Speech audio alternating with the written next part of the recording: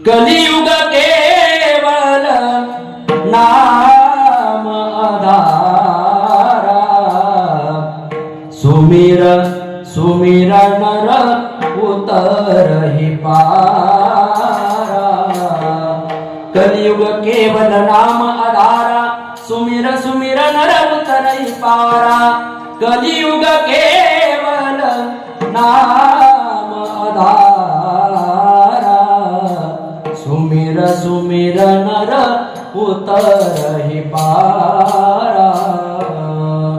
कलियुगामध्ये कोणती साधना करावी? भगवंताचं भजन सुभाषितकार सांगतात, हरेर नाम हरेर नाम हरेर नाम केवलम, कलेव नास्तेव नास्तेव नास्तेव गतिरन्यता।